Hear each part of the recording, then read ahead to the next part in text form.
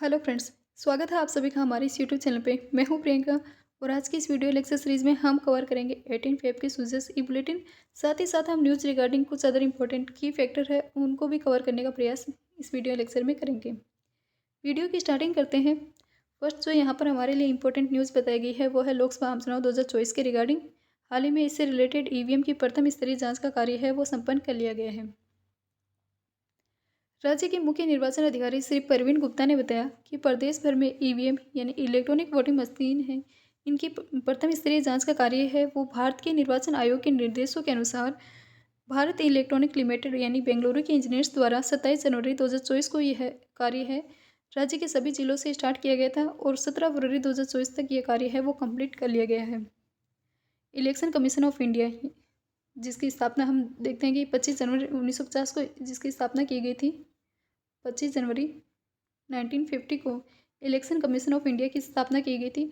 उसके द्वारा लोकसभा चुनाव है वो करवाए जा रहे हैं। तो उन हाल ही में ईवीएम की जांच का कार्य है वो भी उसी के निर्देशों के अनुसार यानी इलेक्शन कमीशन ऑफ इंडिया के निर्देशों के अनुसार भारत इलेक्ट्रॉनिक्स लिमिटेड बेंगलुरु के इंजीनियर्स द्वारा 27 जनवरी 2024 को यह कार्य स्टार्ट किया गया था और 17 फरवरी 2024 तक यह कार्य है वो कंप्लीट कर लिया गया है। ईवीएम रिगार्डिंग ये न्यूज़ थी। तो ईवीएम से रिलेटेड हम फैक्ट देखें तो ईवीएम की स्टार्टिंग है वो इंडिया में 1999 में की गई थी। चुनाव में पेपर मतपत्रों के स्थान पर ईवीएम है उसको स्टार्ट किया गया था 1999 में, 1999 में इसको स्टार्ट किया गया था। हम जानते हैं कि वर्तमान में लोकसभा चुनाव अप्रैल मई में निर्धारित किए गए हैं, क्योंकि वर्तमान लोकसभा का कार्यकाल है वो 16 जून 2024 को समाप्त होने वाला है। इसलिए इलेक्शन कमीशन ऑफ इंडिया द्वारा अप्रैल मई में चुनाव है वो करवाए जा रहे हैं। नेक्स्ट जो अदर इम्पोर्टेंट न्यूज़ यहाँ पर बताई गई है वो है राजस्थान रत्न सम्मान समारोह के रिगार्डिंग।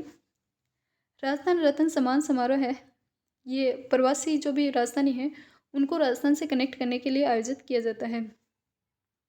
हाल ही में इससे रिलेटेड एक कार्यक्रम का आयोजन किया गया था जिसमें हमारे राजस्थान विधानसभा के अध्यक्ष श्री वासुदेव देवनानी हैं, उन्होंने भाग लिया था।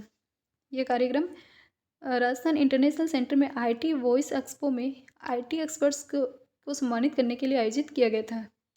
इस कार्यक्रम के अंतर्गत राजस्थान विधानसभा अध्यक्ष हैं, उन्होंने सूचना तकनीक से जुड़े हुए जो भी विशेषज्ञ हैं उनको आह्वान किया कि वो राजस्थान को अपना कर्म क्षेत्र बनाए और उनको राजस्थान सरकार द्वारा पूरी मदद है वो भी की जाएगी, क्योंकि भारत है वो निरंतर आईटी के क्षेत्र में निरंतर प्रगति कर रहा है और जल्दी ही भारत है तीसरी इकोनॉमी है वो भी बन जाएगा। इसलिए विकसित राष्ट्र की संकल्पना में सभी भागीदार बने, इसी रिगार्डिंग ये सम्मान समारोह है वो आयोजित किया गया था और प्रवासी राजस्थानी हैं उनको राजस्थान से कनेक्ट करने के लिए ये कार्यक्रम है वो प्रतिवर्ष सरकार द्वारा आयोजित किया जाता है, राजस्थान रत्न सम्मान समारोह। नेक्स्ट जो यहाँ पर इम्पोर्टेंट न्यूज़ है वो है national means cum merit scholarship के रिगार्डिंग। हाल ही में इसमें डॉक्यूमेंट्स के जो सत्यापन की डेट है वो बढ़ाकर 20 फरवरी कर दी गई है। इस स्कॉलरशिप की स्टार्टिंग देखें तो ये एक सेंटर सेक्टर स्कीम है, सेंटर सेक्टर स्कॉलरशिप है। इस स्कॉलरशिप के रिगार्डिंग अदर हम फैक्ट देखें तो ये एक केंद्र सरकार द्वारा प्रायोजित स्कीम जिसकी स्टार्टिंग है वो 2008-9 में की गई थी। 2008-9 में इस स्कॉलरशिप को स्टार्ट किया गया था और केंद्र सरकार द्वारा कक्षा 8वीं में ड्रॉप आउट को कम करने व आर्थिक रूप से जो भी कमज़ोर स्टूडेंट्स हैं उनको माध्यमिक लेवल तक की जो भी स्टडी है अध्ययन को जारी रखने के लिए प्रोत्साहित करने के लिए ये स्कॉलरशिप है वो प्रदान की जाती है। इसमें जो भी छात्र हैं उनका चयन है वो राज्य सरकार द्वारा एक परीक्षा के माध्यम से किया जाता है। इस नेशनल मेंस कम मेरिट छात्रवृत्ति के अंतर्गत कक्षा 9 से 12 तक चयनित जो भी 1 लाख विद्यार्थी हैं उनको प्रतिवर्ष 12,000 रुपये या फिर प्रतिमाह 1,000 रुपये की स्कॉलरशिप है वो प्रोवाइड करवाई जाती है और ये जो छात्रवृत्ति है वो आगामी 4 वर्ष की अवधि के लिए प्रदान की जाती हैं। तो ये हमने देखा नेशनल मेंस कम मेरिट छात्रवृत्ति रिगार्डिंग इम्पोर्टेंट फैक्ट। नेक्स्ट जो यहाँ पर इम्पोर्टेंट हमारे लिए न्यूज़ है वो है शुद्ध आहार मिलावट पर वार अभियान से रिगार्डिंग। जो पहले जो पिछली गवर्नमेंट सरकार द्वारा जो चलाया जा रहा था शुद्ध के लिए युद्ध अभियान, उसी के स्थान पर वर्तमान सरकार द्वारा शुद्ध आहार मिलावट पर वार अभियान है इसकी स्टार्टिंग की गई है और इस अभियान की स्टार्टिंग है वो राजस्थान में 15 फरवरी 2024 को इसको स्टार्ट किया गया था। इसके इसमें राजस्थान सरकार द्वारा के जो भी अधिकारी हैं, इस अभियान से रिगार्डिंग जो भी अधिकारी हैं, वो सैंपल कलेक्ट करते हैं और जो भी दूषित अवधि के पार के जो भी खाद्य पदार्थ हैं, उनको नष्ट करने का कार्य है वो करते हैं। यानी इस कार्यक्रम के अंतर्गत, इस अभियान के अंतर्गत सैंपल लेने और दूषित अवधि पार के जो भी खाद्य पदार्थ हैं, उनको नष्ट करने की कार्रवाई है वो की जा रही है। हाल ही में इससे रिलेटेड है वो राज्य व्हाट्सएप नंबर भी है वो भी जारी किए गए हैं। मिलावट सामग्री बेचने वाले जो भी लोग हैं, उनकी जानकारी देने के लिए राज्य स्तरीय व्हाट्सएप नंबर है वो जारी किए गए हैं। और साथ ही साथ जो शिकायत करने वाले आम नागरिक हैं, उनकी शिकायत अगर सही पाई जाती है तो उनको 51,000 रुपये की इनाम राशि है वो भी दी जाती है। इस अभियान के अंतर्गत व्यापारियों को खाद्य पदार्थों को ढककर रखने और निर्माण अवधि की दिनांक लिखने, साथ ही अनुज्ञा पत्र डिस्प्ले करने के निर्देश है वो भी दिए गए हैं। इस अभियान के अंतर्गत मौके पर खुले में रखी हुई मिठाइयाँ हैं, उनको भी चादर से ढकवाने का कार्य है वो किया गया है। तो ये न्यूज़ थी शुद्ध आहार मिलावट से वार अभियान से रिगार्डिंग, जिसका पहले नाम था शुद्ध या लीक युद्ध अभियान, उसी को नाम चेंज करके शुद्ध आहार मिलावट पर वार अभियान के नाम से इस अभियान को स्टार्ट किया गया है। नेक्स्ट जो यहाँ पर इम्पोर्टेंट न्यूज़ है वो है राजस्थान हाईकोर्ट से रिलेटेड। हाल ही में राजस्थान हाईकोर्ट के प्लेटिनम जुबली अवसर पर run for legal and marathon है, इसका आयोजन है वो किया गया है।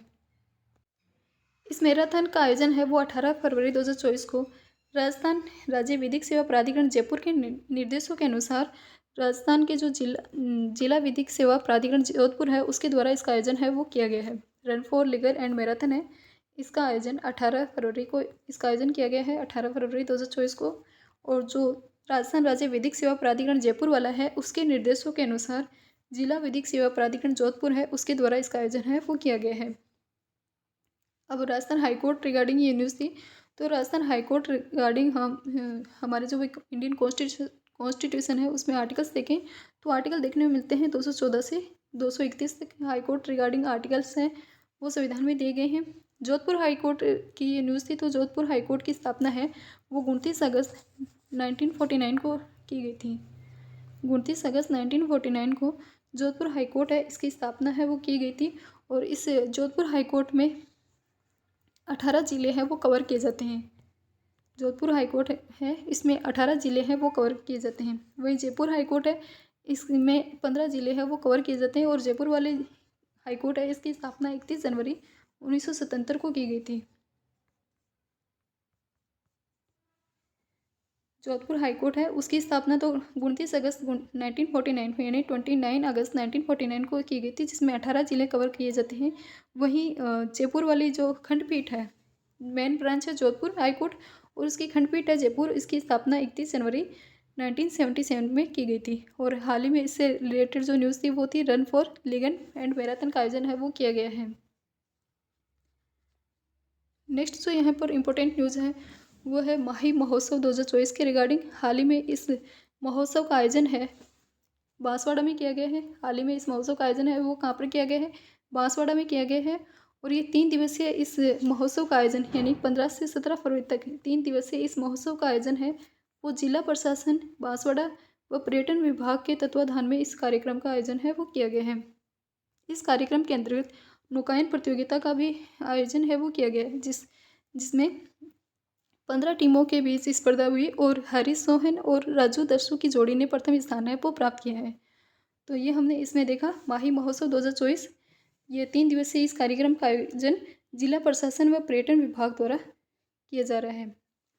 नेक्स्ट जो यहाँ पर इम्पोर्टेंट न्यूज़ बताई गई है वो है राजस्थान रिफाइनरी से रिलेटेड। राजस्थान रिफाइनरी जिसकी लोकेशन है बालोतरा, पहले ये बाड़मेर में थी, लेकिन नवगठित जिलों के नए गठित जो ज़िले हैं उनकी बाद में इसकी लोकेशन है वो बालोतरा में है। बालोतरा में थी, लेकिन अब जो ज़िला है वो बालोतरा आता है, पहले इसका ज़िला था वो बाड़मेर था।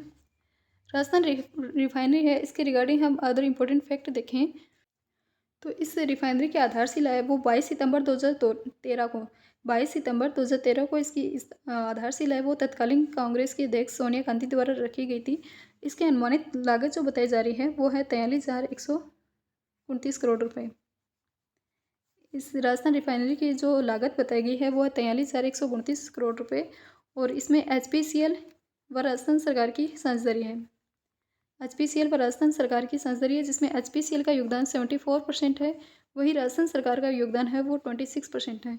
ये क्वेश्चन भी बहुत बार एग्जाम में 2-3 एग्जाम्स में पूछा गया है कि HPCL और राजस्थान सरकार की हिस्सेदारी कितनी है। तो HPCL की हिस्सेदारी है 74%, वहीं राजस्थान सरकार की हिस्सेदारी इसमें रखी गई है 26%।